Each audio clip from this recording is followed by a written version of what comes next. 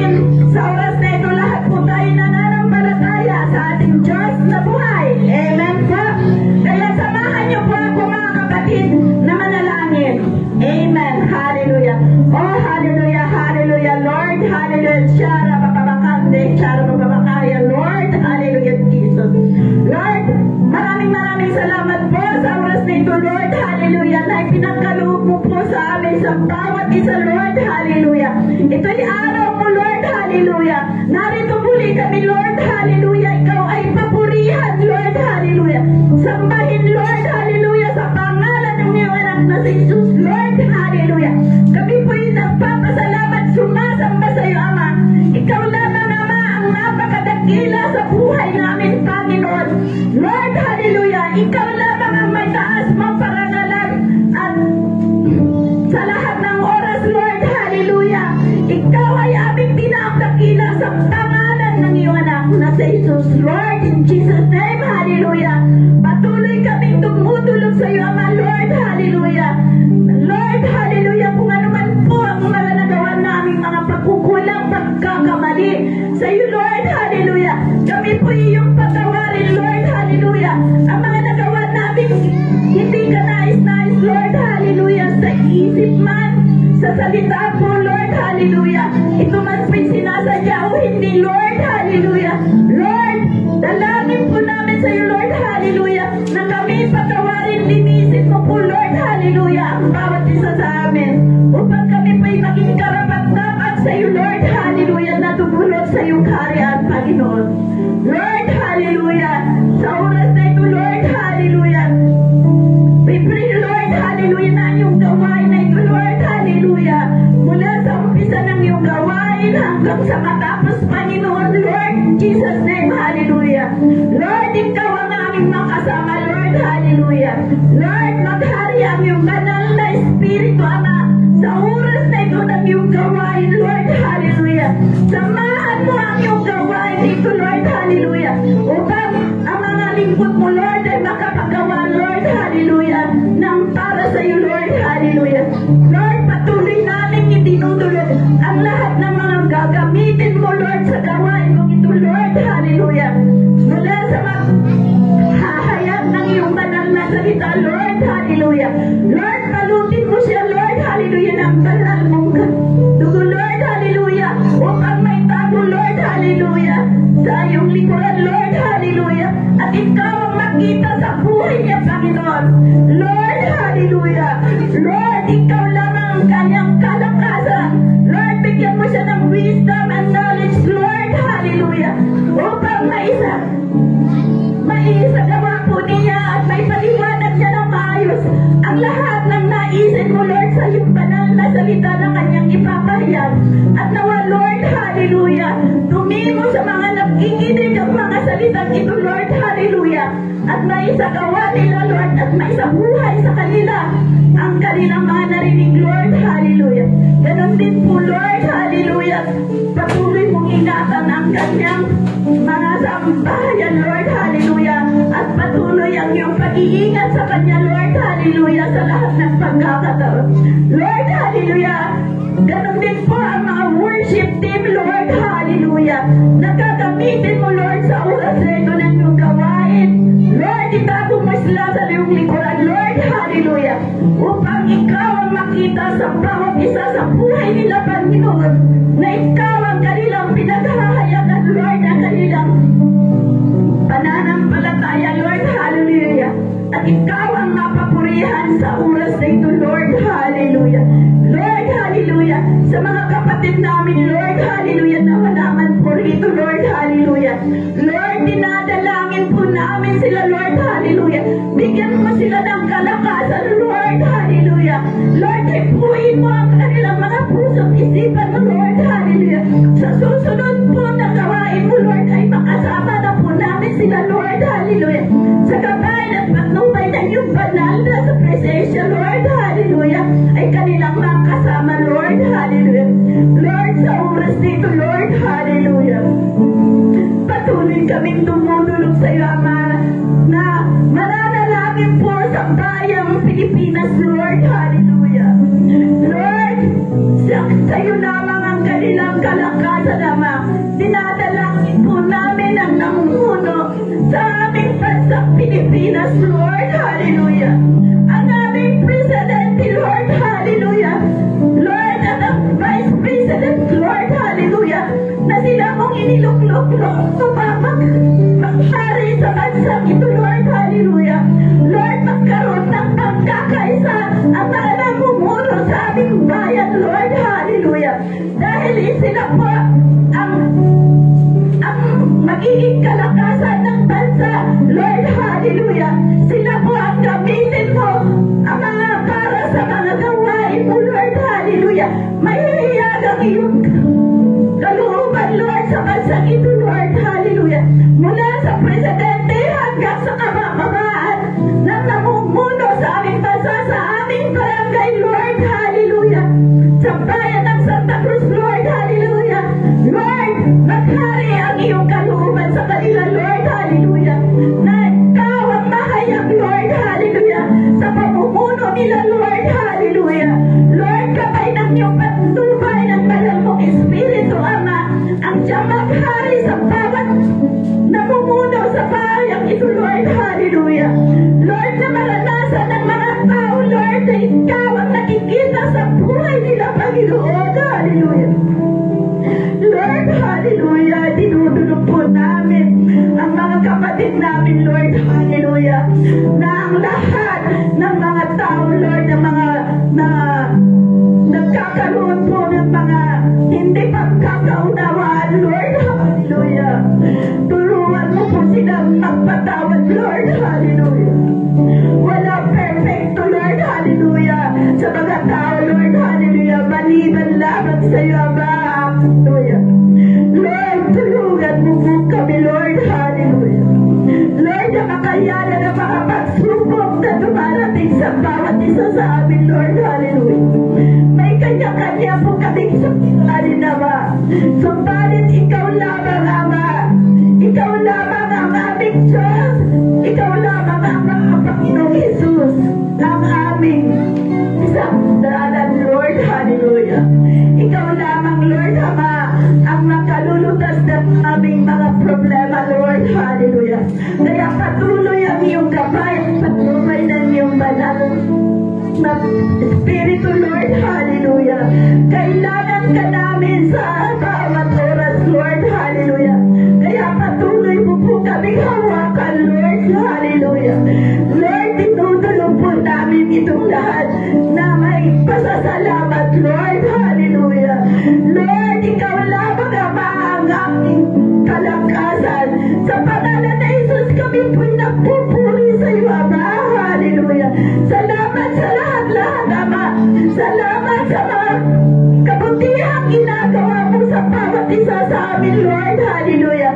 Nawa, Lord, ang gawain mong ito, Lord, ay siyang maranasan ng bawat isa ang iyong presensya, Lord, hallelujah. At mas marami pa po kaming mahayagan na mga kaluluwa, Lord, hallelujah, na hindi pa lubos na nakakakilala sa iyo, Ama, hallelujah. Samahan mo kami, Ama, sa bawat gawain mo na aming ginagawa dito sa aming barangay, Ama, hallelujah. Lord, hallelujah. Lord, sa iyo lamang ibinabalik ng mga lahat na ito, Lord, hallelujah. na may papurit pa sa salamat pagdakila sa pangalan ng iyong anak na si Jesus. Lahat po tayo magsabi ng Amen. Amen.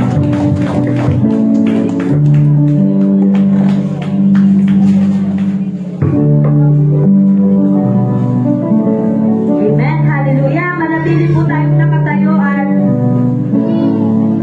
papurihan po ang ating Panginoon. Awitan po natin siya. Sabay-sabay po natin awitan.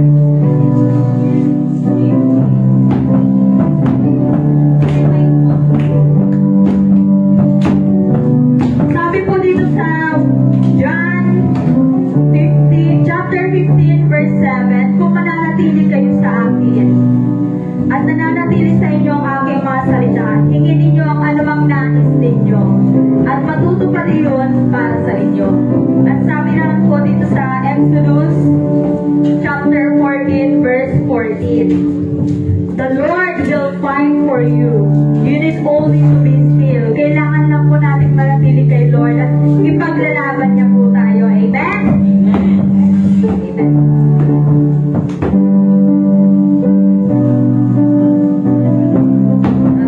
Sa dami po ng ating pinagdaanan, ngayong isang buong linggo, ang Diyos ang nananatiling tapat.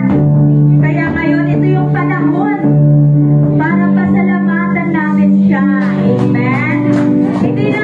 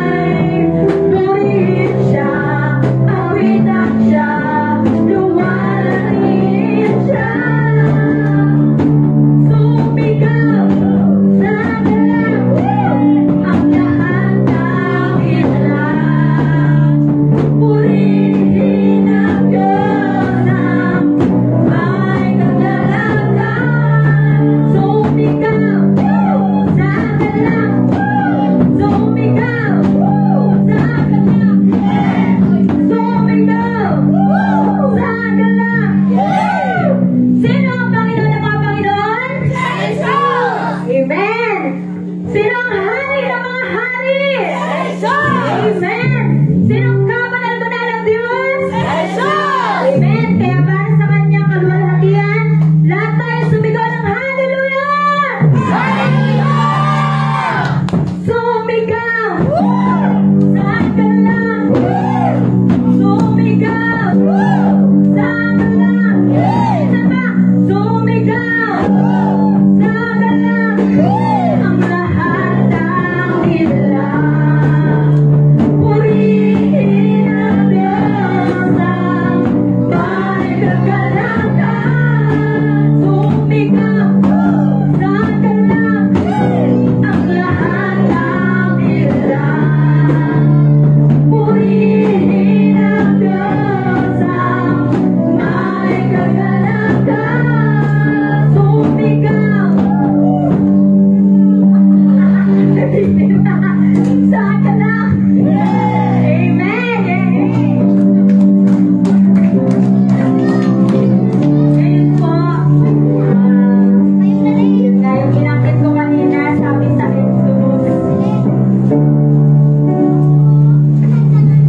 sa Exodus, na the Lord will fight for you. You need only to be still. Manatili lang tayo kay Lord at siguradong ipaglalaban niya tayo. Amen? Naniniwala po ba kayo doon? Amen. God is good. All the time. God is good. Amen. So, ito po. Diba, meron po tayong mga problema sa buhay natin. Amen. Yung mga problema na yan, lilipas din yan. Ipag-pray lang po natin. Napaka-powerful po ng prayer talaga. Saksi, marami na po saksi sa prayer na yan. Sobrang powerful. Kaya ngayon, hindi po ang presence ni Lord ang nilapit sa atin. Ang gagawin po natin, i-invite po natin yung presence ni Lord. Amen? We invite you, Holy Spirit. Kailangan ka namin ngayon pa ng Panginoon. Magparamdam ka na sa amin. Iparamdam mo ang Holy Spirit mo. Amen.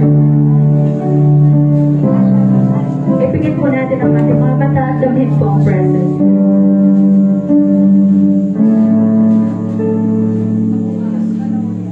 Panginoon,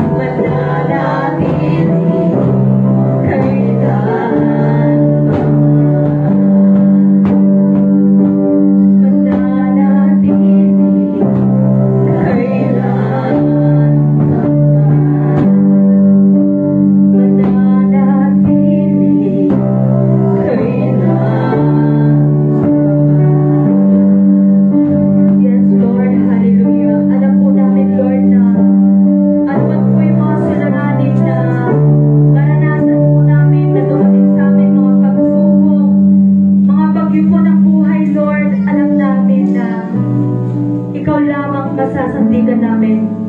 Mananatili mo kami sa inyo, Lord. At sabi nga po, Lord, sa Exodus, na the Lord will fight for you. Kailangan lang din po natin lumaban para sa Kanya. Amen. Amen. In His name, pray. Amen.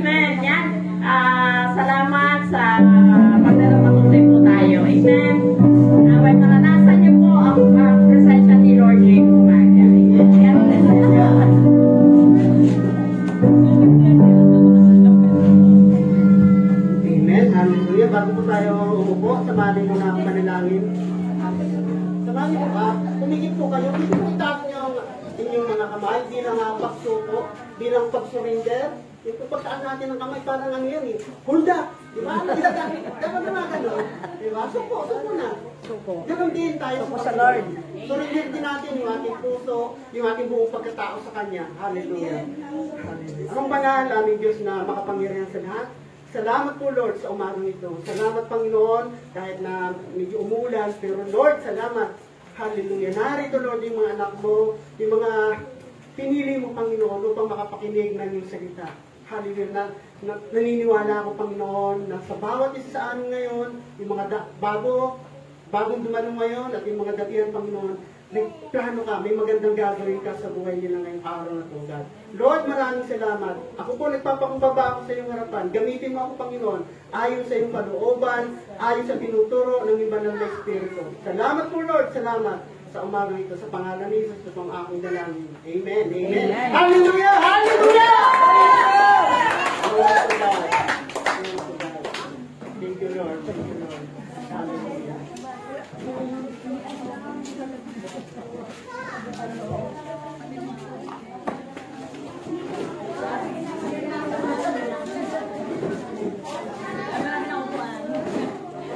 Panginoon, sa buhay ng bawat ito, naniniwala ako, pagdating ng araw, nuubin ng Panginoon, sa gabay ng banal na Espiritu, ay maganda talaga mangyayari sa lugar na ito. Amen. Hallelujah. Magbubunga, magbubunga, magbubunga! Yes, amen! Lahat ng ating pinaghihirapan, mga Lord. Hallelujah. Kaya nga po, nag-uusap ko kami ng asawa ko. Magkaroon tayo ng ikalawang service. Yung unang service pag Sunday dito sa umaga. Tinahan kita. Yung pangalawang service, doon sa Pulok 6, sa lugar nila Nanay Luz. Diba? At natutuwa po ako, alam ko naman, no? Kasi ang deal natin nung Sunday, yung bawat isa, magdala na isang kaluluwa. Hallelujah!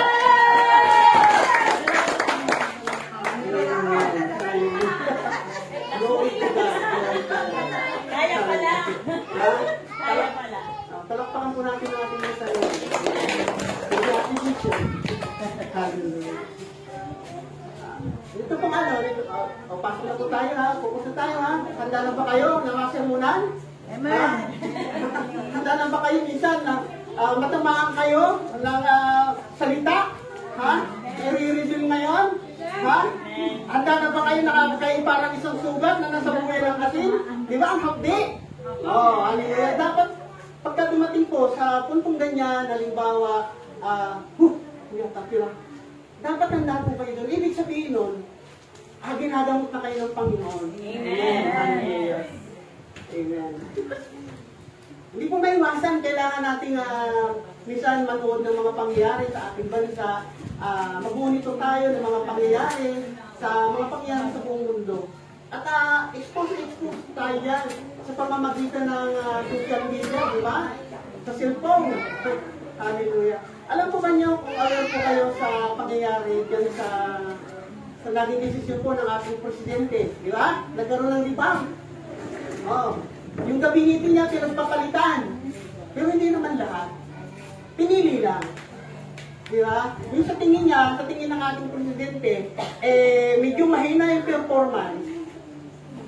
Inalis yung kanyang gabinete may performance na gano'n. At pinalitan na sa tingin niya ay akma doon sa gano'ng posisyon. At mayroon din naman na nagtuloy-tuloy doon sa kanyang pwesto. Kasi nakita ng ating leader na maganda itong performance itong pinilagay kong tito. Mananatili siya. Diba? Tanong mo kayo. Ngayon po, nasa kalagitnaan na tayo. Ano ba ngayon? 31? May 31? Hallelujah. Buti na lang, attended kayo. Yan gusto ko sa inyo. Tinutulungan niyo ako eh. Ngayon po, nasa kalagitnaan na tayo ng taon. Tama? Hallelujah. Parang ito yan eh. Para po tayong nasa, kumbaga sa karagatan, kung saan nandoon yung mas malalaking alon. Di ba, nasubukan niyo po yun? Kasi ako po sanay ako sabihin. Dahil yung lumaki kami sa pulo. Alam mo ba yung mula doon sa tabing baybayin, pag ikay tatawid, wala pa, mahina pa. Pag ikay pumupunta sa gitna, medyo lumalaki yung alon. Di ba? At pag ikay nandun sa kalagitnaan, medyo malalaki na talaga. Pero pag naitawid mo po yun, dahan-dahan na naman, huhupa na naman yung alon, liliit na naman. Hanggang makarating ka doon sa kabilang pampang. Kasi situation po natin ngayon, nasa kalagitnaan na po tayo ng taon. Di ba? Closing over na. Hallelujah, tumatawid na po tayo. Kaya nga po naalala ko po, kung ikaw po tunay na nakakilala sa ating Panginoong Hesus, nandito ka na. Kaya mapapansin mo niya, bakit ang Biblia may dalawang aklat? Isang luma at isang bago. Di ba? Ikaw ba nananatili ka pa rin sa luma? Ha? Di ba? Kaya nga nagkaroon ng bagong tipan, kasi dapat yun na yung dating bagong tungay natin ngayon. Dapat yun na ang nilalakaran natin. Wala na tayo doon sa luma. Di ba? At kung saan sa bagong tipan, nandun na ang ating Panginoong Hesus. Nasusundan na lang natin. Kasi na lang magiging gabay natin. Nung tayo nasa lumang tipan, alam ko niya ang ating sinusundan, yung 10 utos. Di ba? Na sinasabi nga, isa lang yan ang hindi yung matupad. Wala na, nagkasala ka na. Burado na lahat ang ginawa mong magaling. Di ba? Kaya nga nakita po ng atin ni Yahweh, na itong mga hirap na sa mundo. Hindi na kayang gawin. Yung 10 kautusan, hindi na kayang tuparin. Yung 10 kautusan. Anong ginawa niya? Tama-tama yung binasa po ni Sister Baby kanina. John 3:16. Dahil sa labis, dahil sa matinding pag-ibig niya sa sangkatauhan, ang ating Panginoong Hesus ay binigay niya dito sa lupa upang kung sino mang manampalataya sa Kanya ay hindi mapahamak, kundi magkaroon ng buhay na walang hanggan. Amen. Hindi po yung buhay na walang hanggan dito sa lupa, ha? Lahat po tayo mamamatay. Ha? Lahat po tayo, sabi nga, lahat tayo matitibo. Una-una nga lang yan, iski-iski nga lang yan. At huwag mong sabihin bata ka, huwag mong sabihin matanda ka. Ha? Hallelujah. Naalala ko na po, balik po tayo dito sa topic. Yun nga po, nagkaroon po ng ribang, yung ating po presidente, patungkol sa leader ng kanyang mga gabinete. At ito po ay naikumpara ko sa buhay natin bilang mananampalataya. Baka naman, kailangan na magribang kayo.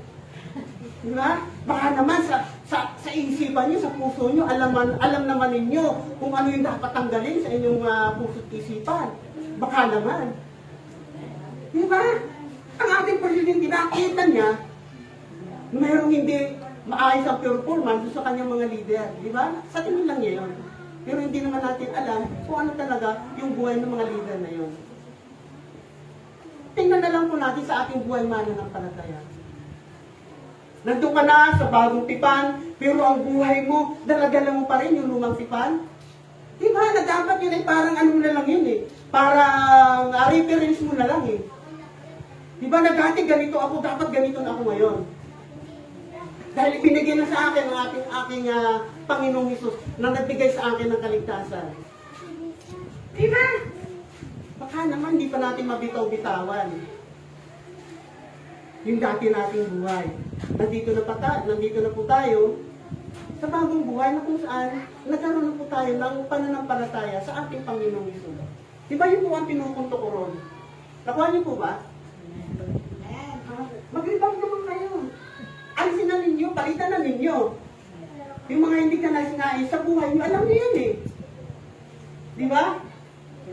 Kaya lang, hindi natin magawa kasi kulang po tayo sa babad ng salita ng Diyos at hindi natin may apply kung ano yung kapangyarihan na magagawa sa atin ng banal na Espiritu. Amen. Diba? Hallelujah. Glory to God. Kaya nga po, tingnan po natin si Apostol Pablo, ha. Sinabi, ito po, babasahin ko. Minabuti po na, alam po ba yung hapon, kagabi, nag-aaral ako, meron na po akong na-topic na kung ano yung tatapik ko ngayon. Pero nag-announce po si Apostol Pablo, si Apostol Romy sa chat na ma-empower kayo ng Holy Spirit. Ha? Hallelujah. Kaya nga po biglang na-twist po yung aking ituturo. At napunta po ako sa Galatia, chapter 5, verse 16 hanggang 26. Isang delivery po ito. Mas minabuti ko po na baybayin po natin yung mula verse 16 hanggang 26. Kung iisipin po natin mahaba. Haba, mula 16 hanggang verse 26 sa Galatia chapter 5. Diba? Hallelujah. Basahin po natin.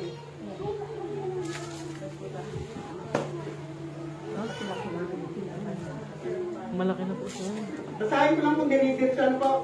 Kung meron po kayong tindihaan, hindi ko pala basahin na yan. Kaya kagandahan. Kaya salamat sa Panginoon, meron na po tayong, di ba? Hallelujah. Ha? 17? Ito. Okay, dito na lang po. Sa 16 po, sabi ko rito, sinasabi ko sa inyo, mamuhay kayo ayon sa Espiritu at hindi ninyong pagbibigyan ang mga pagnanasa ng laman. 17. Sapagkat ang mga pagnanasa ng laman ay laban sa kagustuhan ng Espiritu.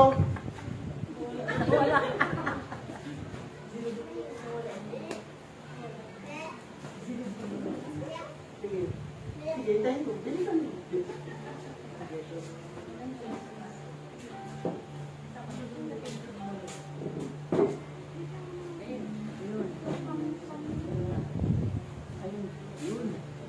Hallelujah. 17, sapagkat ang mga pagnanasa ng laman ay laban sa kagustuhan ng Espiritu. At ang kagustuhan ng Espiritu ay laban sa mga pagnanasa ng laman. Magkalaban ang dalawang ito. Kaya napipigilan kayo sa paggawa ng nais niyong gawin. 18.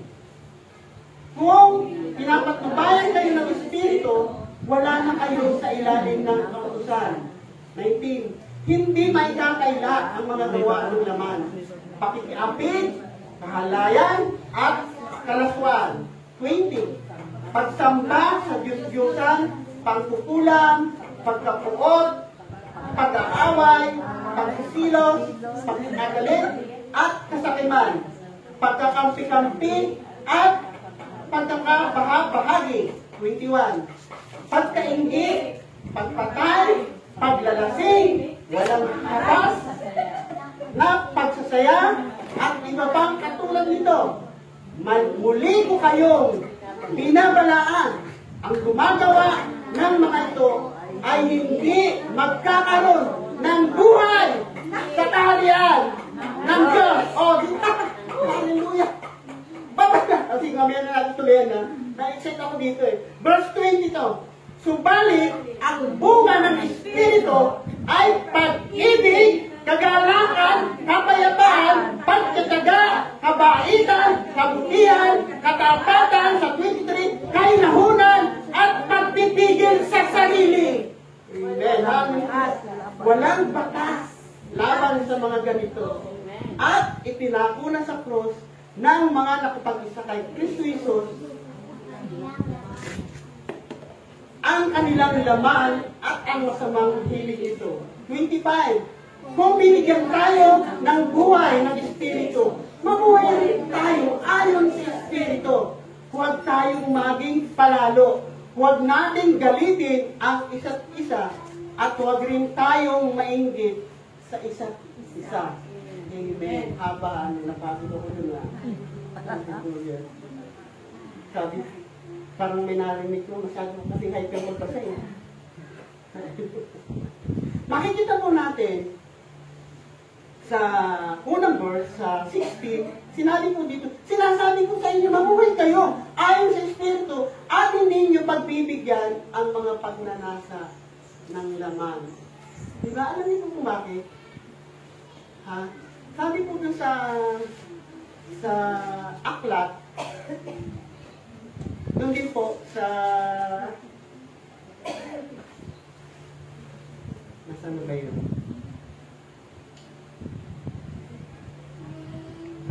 Dito na lang. Alam niyo po kung bakit?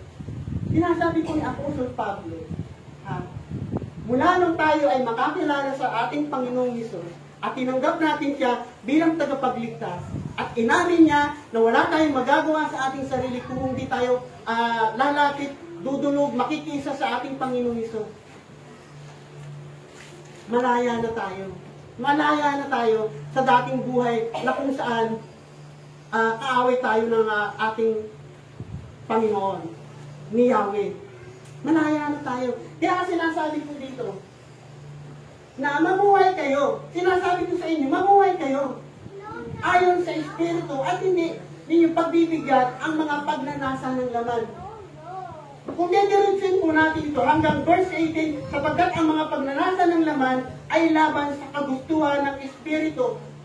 Kita po ninyo, mula doon sa verse 16 hanggang verse 18, makikita po natin mayroong laban. Amen. Sa buhay po natin bilang mananampalataya, mayroong pong naglalaban sa ating katauhan. At ano yun? Yung pagnanasa ng laman, yung ating likas na kahinaan, di ba?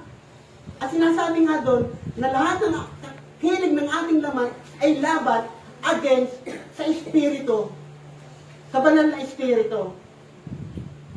Kaya nga, sinasabi po dito, ang hirap ng sitwasyon natin kasi minsan gusto natin gawin isang bagay, hindi natin magawa. Minsan gusto mong gumawa ng mabuti, hindi mo magawa kasi nga, kinokontrol ka nung masamang pita ng laman. Nung kapangyarihan na dulot ng masamang espiritu sa iyong buhay. May kumukontrol sa iyo eh. Minsan gusto mong dumalo sa mga gawain, pero napipigilan ka. May naglalaban. Wag! Mas maganda mag-video, ka na lang dito. Di ba? Pero, nasa isip mo, parang may natutulak sa'yo na dumalo sa mga gawain, pero hindi mo magawa. Di ba? may laban po sa puso natin. Kaya nga po sinasabi niya Apostol Pablo, dapat natin ipamuhay kung saan yung dulot ng banal na espiritu. Kaya nga, pagkalimbawa, gagawa ka naman ng alam mong mali, alam mong kasalanan. Pero bakit hindi mo rin magawa? Kasi nga may pumupunta din. Nasa katoon mo rin yung banal na espiritu. Diba? O anong sitwasyon mo ngayon? Para ka nasa, kumbaga sabi nga, parang ka nasa nag-uumpugang bato. Di ba? Pero pinagbibihinan po dito. Kung baga tingnan po natin, sinasabi ko sa inyo, mamuhay kayo ayon sa espiritu at hindi niyo pagbibigyan ang mga pagnanasa ng laman. Kaya na kayo, sabi ko, nasa kalagitnaan na po tayo ng taon. Dapat tanggalin na po natin yan. Ano man yung mga dala-dala o ibinibigay sa inyo ng hilig ng laman, alisin na po natin yan. At matuto po tayong magtiwala sa kapangyarihan ng banal na espiritu. Amen. Hallelujah. Glory to God. Kahit na po medyo na makulimlim, medyo darating yung ulan, o kanina umulan, pero salamat mas pinili ninyo na makadalo ngayon. Kami, kaya nag-uusap kami mag-asawa dahil ginising po kami ng malakas na ulan. Parang nag-aatubil kami bumangon. Meron tayong dadalo. Di ba? Pero kailangan namin gawin. Di ba? Dahil meron tayong obligasyon kay Lord. Kanina nga din po, ano po susuotin ko? Magpapagod ba ako? Mag-t-shirt na lang kaya ako. Parang nakundim ako, parang sabi sa akin, kung umuulan, hindi ka mag-aayos ng daan. Parang tubuhin natin yan eh. Kapag tumadaan tayo sa pagsubok, hindi tayo makausap. Di ba? Lahat tayo nakasimangot. Di ba? Dumaan na tayo sa pagsubok, dumaan na tayo sa kahayahan ng buhay. Dapat laging performance natin sa harapan ng Panginoon, nananatili, consistent. Di ba? Hindi medyo lang. Kung kailan lang natin magaling pagaramdam natin, doon lang tayo magpapakumbaba natin o magpupuri sa Panginoon. Kahit na nasa panahon tayo ng lugmok o nasa panahon tayo ng kagalakan, ng kasaganaan, ganun. Ang ating mararanasan lagi, kagalakan. Hallelujah.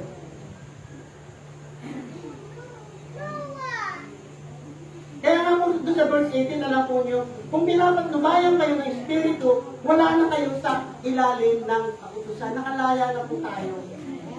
Wala na po tayo sa kautusan na hindi naman natin na matanggap, hindi naman po natin magawa. Alam, ako nga po, limot ko na yun eh. Limot ko na po yun. Kasi kung ang buhay mo po, ay nagpapuro ka na, nagpapagabay ka na sa banal na espiritu, lahat ng yon, cover na.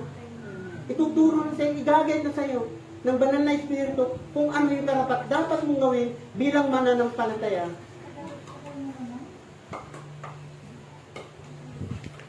Pagdating po sa verse 19, hindi may kakaila ang mga gawa ng laman, pakikiapid, kahalayan, at kalaswaan. Verse 20, pagsampa sa Diyos-Diyosan, pagkukulang, pagkapuot, pag-aaway-away, pagsisilos, pagkakadalit, at kasakiman, pagkakampi-kampi, at pagkakabahagi, pagkaingit, pagpatay, paglalasing, walang habas, na pagsasaya at iba pang katulad ito. Muli ko kayong binabalaan. Ang gumagawa ng mga ito ay hindi magkakaroon ng bahagi sa kaharian ng Diyos. Kita po ninyo? Ha? Kung paano ko na napakasakit po nun. Pagdating pala ng oras, malalaman ko na wala pala akong bahagi sa kaharian ng langit. Wala pala akong pwesto ron. At ang naging dahilan ay yung mga narito, mga hilig ng laman. Isa-isa yung pag-ulit, di ba? Binanggit na po rito. Kung ano, yung nakikipaglaban sa banal na espiritu na nasa katauhan natin, na hindi natin malimut-limutan, na hindi natin matanggal-tanggal, na hindi natin matalikdan o matalikuran. Ito po niya sabi ng Apostol Pablo, ang gumagawa ng mga ito ay walang bahagi sa kaharian ng Diyos. Diba? Marahil sa iba, wala lang ito. Kasi mas nakapuko sila sa mga pangyayari muna. Bahala na yun. Bahala na yun. Pag ako namatay, bahala na. Ganun minsan ang katuwiran ng iba eh. Kaya nga po minsan may nakausap ako. Makapag-usap po sana tayo o makasiyat po sana kayo. Mabagi na po sana kayo ng salita ng Diyos. Kung kayo may panahon, ano pa sagot sa akin? Busy ako eh. Wala akong time. Diba? Hallelujah. Ganon yung naging buhay niya mula noon pa. Parang sinasabi niya na bahala na ako pag ako'y namatay. Parang iniisip, sabi ko, kawawa naman itong tao ito. Nakatingin lang siya, nakapokus lang siya sa pangyayari ngayong araw na to. Sa buhay na ito sa lupa. Huwag po natin itag walang bahala. Di ba kaya nga mo, gumagawa, kumikilos ang lahat ng lingkod ng Panginoon, kung ano-ano na lang paraan, upang may bahagi lang, upang may pamalita lang, yung balita ng kaligtasan. Kagaya po ng ating mga apostol, di ba? Si Apostol Pablo, lahat ng mga nakatala dyan sa aklat ng kasulatan. Di ba makikita po natin? Nagsakripisyo sila ng buhay para lamang magkaroon ng kaligtasan ng bawat isa. Pero ang masakit, talagang tinatalikuran. Talagang maraming ayaw tumanggap. At patuloy sila sa paggawa ng kasalanan. Sabi nga po unang-unang po dyan, dito po sa yung pagsamba sa Diyos-Diyosan. Di ba? Ang alam lang po natin pag sinabing Diyos-Diyosan, revolto. Pero hindi po natin alam kung anong mayroon tayo. Minsan nagiging Diyos-Diyosan na po yan. Di ba? Minsan binibigyan tayo ng ganung pagpapala. Minsan doon na lang tayo nakapukos. Marami pong marami pong pagkilos, marami pong ginagawa ang kaaway sa buhay ng mga mananampalataya. Na yung banal na espiritu na pinagkatiwala sa atin ay nakikipagbuno laban diyan. Pero tandaan po natin, sabi nga ni Apostol Pablo, ang gumagawa ng mga ito ay hindi magkakaroon ng bahagi sa kaharian ng Diyos. Verse 22, subalit ang bunga ng Espiritu ay pag-ibig, kagalangan, kapayapaan, pagtitiyaga, kabaitan, kabutihan, katapatan, sa 23 tinuloy, kahinahunan, at pagpipigil sa sarili. Walang batas laban sa mga ganito. At ipinako na sa cross ng mga nakipag-isa kay Kristo Jesus. Tingnan po natin. Yan po. Basahin po natin. Pakinggan po natin. Kung hindi po tayo makabasa, pakinggan po natin. Ang bunga ng Espiritu, ang dulot ng banal na Espiritu, kung ito ay ipapamuhay natin, ito yung ibibigay sa atin. Pag-ibig, unang-una. Kagalangan, kapayapaan, pagtitiyaga, kabaitan, kabutihan, katapatan. Di ba? Kahinahunan at pagpipigil sa sarili. Sabi nga dito, at pinamakahirap dito yung pagpipigil sa sarili. Pag halimbawa mayroon kang isang bagay na gusto mong gawin at alam mo namang kontra dito sa banal na espiritu, ang hirap kontrolin ang ating sarili. Mas naririnig natin yung bulong, yung sigaw ng ating laman.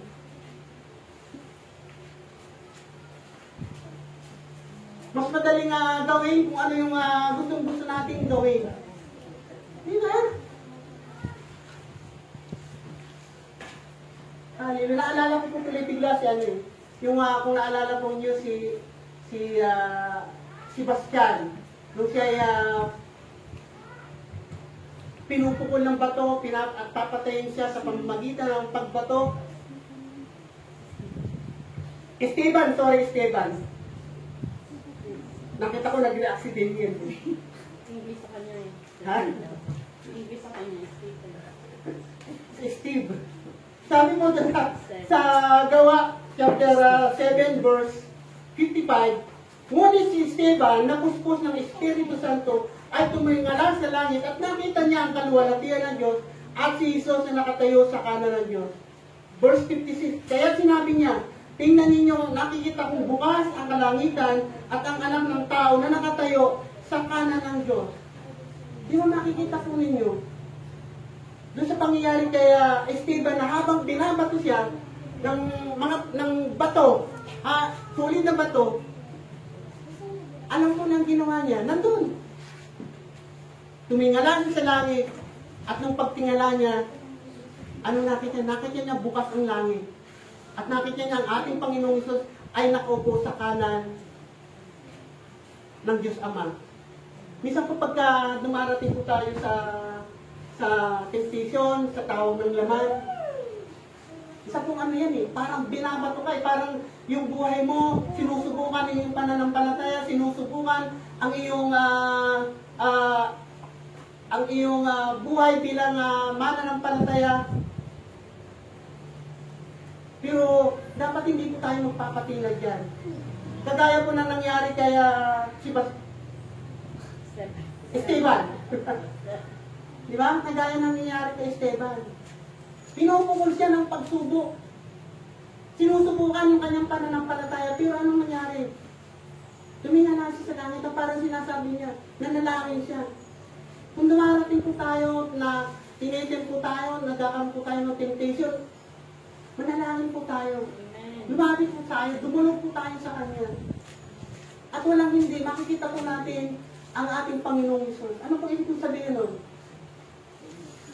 Bibigyan po tayo ng pagkaunawa, bibigyan po tayo ng karunungan, bibigyan po tayo ng kalakasan upang mapaglabanan lahat ng yan na nakikipaglaban, nakikipagbuno dito sa ating katauhan, nakikipagbuno sa banal na Espiritu.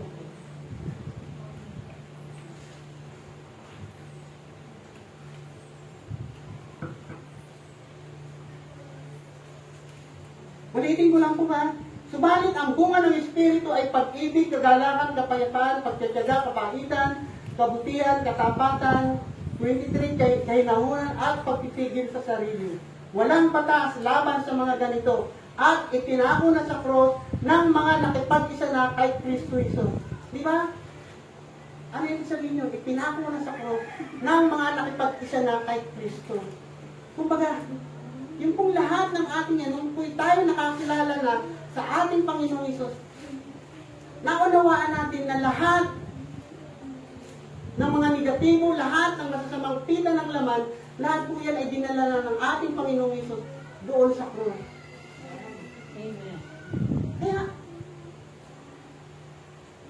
meron na po tayong bagong buhay. Huwag na po nating balik-balikan yan. Tuluyan na po nating iwanan.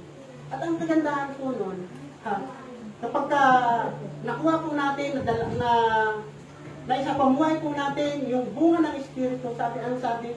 Wala raw batas laban siya. Tama? O sino bang magsasaktan sa'yo? Ay, ang bait mong tao.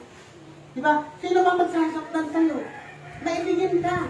Kahit nakaaway mo, ang sasabihin mo lang, God's love you. Diba? Kahit na dumadaan ka sa mga sitwasyon na piling mo, aping-api ka, na piling mo hirap ka, na piling mo diin ka na, pero anong nararamdaman mo? May kagalakan ka pa rin. Diba? Hallelujah. Ay, paano ba yung kapayapaan? Diba, na kahit na ang paligid mo, nagkakagulo na, kahit ang paligid mo, nagkakabalitaan na mukhang magkakaroon. Sana lubog na lubin ng Panginoon na kumalat pa yung balita nga COVID na yan. Di ba? Kasi naranasan po ba niyo ng COVID na yan? Lahat naman tayo nakaranas yan. At lahat tayo natigatig, di ba? Lahat tayo nag-alala. Pero kung nasa yung banal na Espiritu, yung kapayapaan nasa iyo, relax ka lang. Ano mang sitwasyon ng pagdaraanan natin, relax ka lang. Sino Sino ang magsasakdal laban sa'yo? Diba? Pero tingnan mo, kung ang buhay mo punong-puno ng kasalanan, kung ang buhay mo punong-puno ng kamunduan, sabi nga, yan ang may katapat na batas. Hallelujah. Sino magsasakdal sa iyo? Kapag ikay punong-puno ng katiyagaan, di ba? Kahit na sa tingin mo, parang wala namang nangyayari wala naman akong nakikitang improvement sa aking kabuhayan, wala naman akong nakikitang improvement sa aking mga kamag-anak. Pray ako ng pray, dalo ako ng gawain para sa Panginoon. Pero bakit? Parang walang impact sa kanila. Pero kung nakita ng Panginoon na ikaw ay napakatiyaga sa iyong pananampalataya, isasakdal ka pa ba niya? Hallelujah. Punong-puno ng kabaitan, kasama na sa pag-ibig, ng kabutihan, ng katapatan. Sino ba mga away sa'yo? Kapag ikaw ay tapat, di ba? Sa iyong mga salita, sa iyong mga sinasabi. Sino bang mga away sa'yo? Di ba? Aawayin ka pa ba ng kasama mo sa bahay? Kapag ikaw ay tapat, di ba? Aawayin ka pa ba naman ng asawa mo? Kung ikaw ay tapat sa iyong asawa? Di ba, minsan inaaway ako ng asawa ko kasi kahit na sinasabi niya. Minsan, hindi na inaaway. Minsan, iniismeran ako ng asawa ko kahit alam niya, masarap yung luto. Oo, kahit hindi. Ano lang yun, update lang yun. Sabi nga, kung ikaw ay puno-puno ng kainahunan, puro kahit na ikaw ay inuudyukan, na magalit ka, kahit na inuudyukan, na magwerdo-werdo ka, pero nandun, may kainahunan ka, walang magsasakdal sa'yo, walang yung batas laban dyan. At pamuli nga yung pagtitigil sa sarili. Sa verse 25, ito na po yung huling pangalawang, meron pang kung binigyan tayo ng buhay ng Espiritu, mamuhay rin tayo ayon sa Espiritu. Kita po ninyo, napakaliwanag po.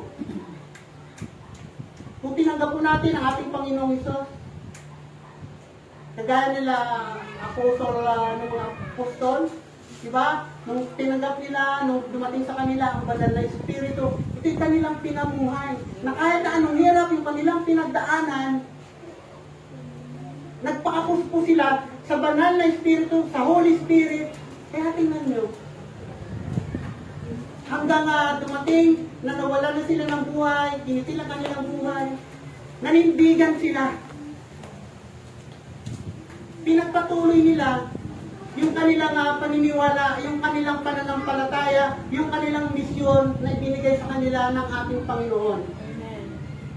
Ipamuhay po natin hanggang sa kahuli-hulihan, sabi nga pataklo, hanggang sa kahuli-hulihan ng ating buhay. Di ba nung pong ating huling pinag-aralan nung Sunday, di ba si Apostol Pablo, Apostol Pablo ulit, di ba na-atake po natin doon? May pagsisikap. Kalimutan ang lahat ng nakaraan. At ang huling, may pagpupursige. Ano pong ginawa ni Apostol Pablo? Pilit yung iba, pinapamuhay ang banal na Espiritu. Kaya nga po, magbubuhat ka sa buhay ng mga apostol na ito eh.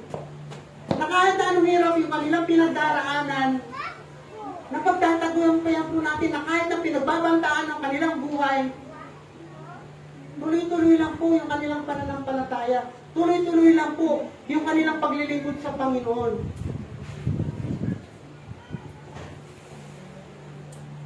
Kaya nga po sabi ko ni Apostol Pablo sa verse 25, Kung binigyan tayo ng buhay ng Espiritu, mabuhay rin tayo ayon sa Espiritu. Ayon sa Espiritu po. Na yun po yung binanggit sa verse 22 na kung ano yung bunga. Verse 26, huwag tayong maging palalo. Huwag nating galitin ang isa't isa at huwag rin tayong mainggit sa isa't isa. Muli po, binanggit doon. Huwag tayong maging mayabang. Kung feeling natin, masyado tayong marunong, kung feeling natin, kayang-kaya natin ang sitwasyon ng mga pangyari sa ating buhay, dahil meron po tayong pinanghahawakan sa mundong ito, huwag po tayong maging mayabang. Magpaturo po tayo sa banal na Espiritu. Huwag po tayong maging sanhi. Huwag po tayong maging sanhi ng pag-aaway ng isa't isa. At yun po, binanggitin, yung magkaroon po tayo ng inggit. Yung mahilig sabi nga, yung mahilig umimik ng sana all. Diba? Pag may nakitang magandang pangyari dun sa buhay ng isang tao, ay, sana all. Diba? Alisin po natin yung inggit. Ano pa gagawin lang natin para mawala yan? Sabi nga ni Apostol Pablo, mamuhay tayo ayon sa Espiritu. At ang Espiritu nga po yung magtuturo sa atin. Ang Espiritu yung magbibigay sa atin ng liwanag. Ang Espiritu sa atin yung magbibigay sa atin ng karunungan. Hallelujah. Tayo po tayo lahat.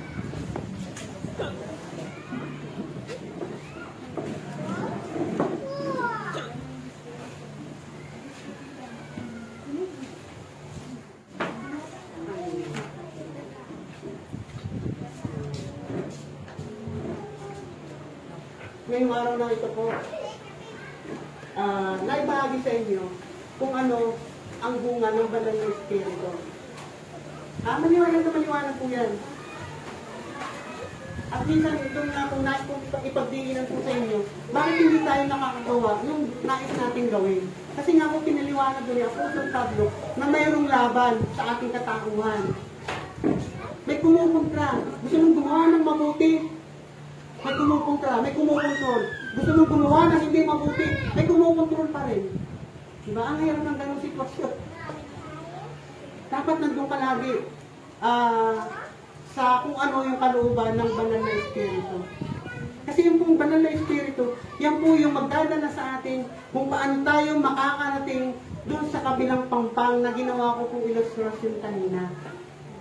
Yun po yung kabilang pampang, yun po yung kaluwalhatian ng Diyos. Yun po yung kung saan nandoon yung nais na marating ni Apostol Pablo. Napiling niya, siya ay nandun sa isang karera ng takbuhan at kailangan mapagtagumpayan niya yung karirang yon, makamtan niya yung regalong yon, yung premium yon. Walang iba kundi ang ating Panginoong Hesus na magdadala sa atin doon sa kaharian ng langit. Binanggit po doon na ang gumagawa ng lahat, ng hilig ng laman, mga pakikiapin, lahat ng kasalanan, walang bahagi sa kaharian ng langit. Kung wala kang bahagi, saan na kaya itatapon? Ha?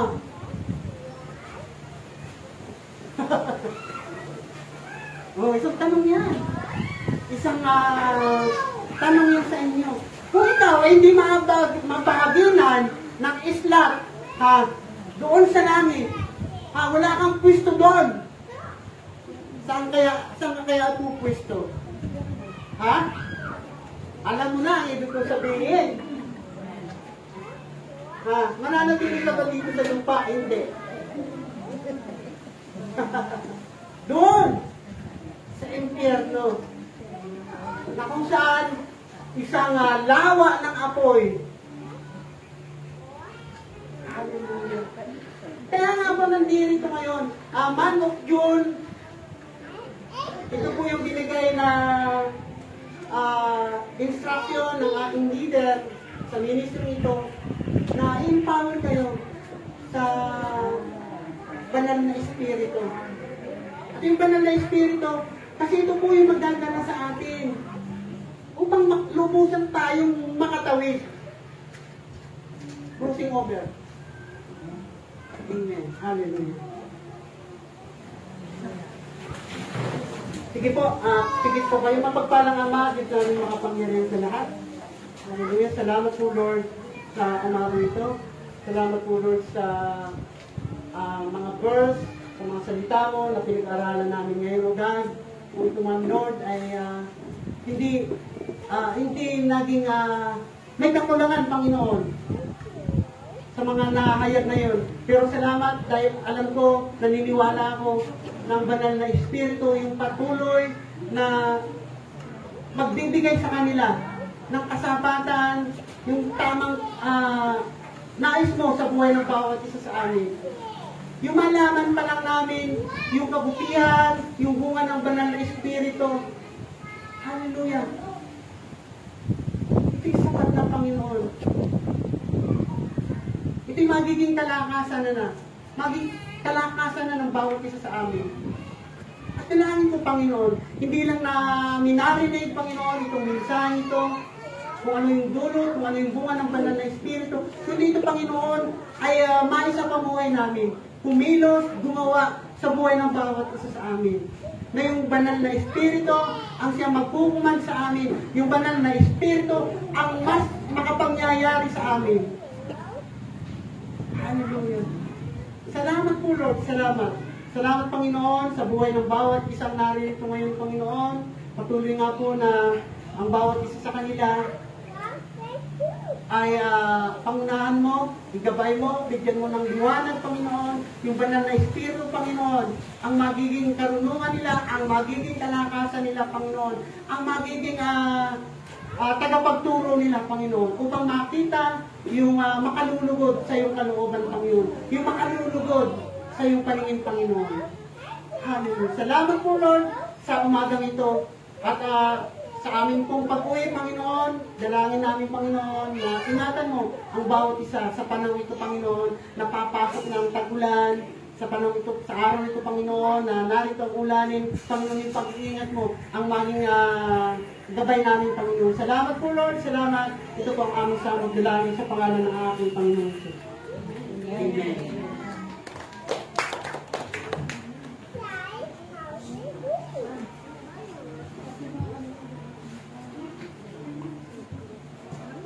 Nadako tayo sa kapabanal na hapunan.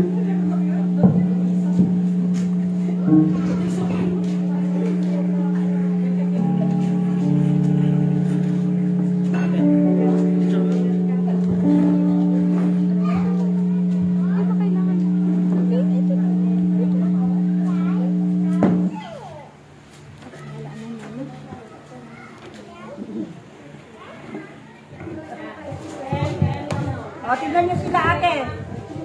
Ang teacher. O, tingin kayo kay ate. Yan.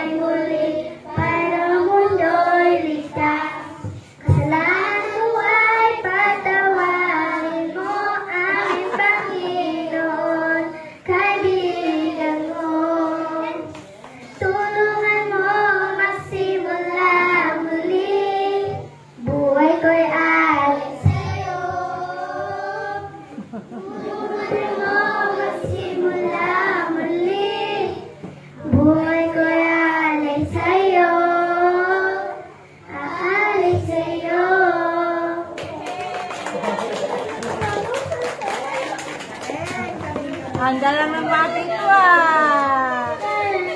Yehey!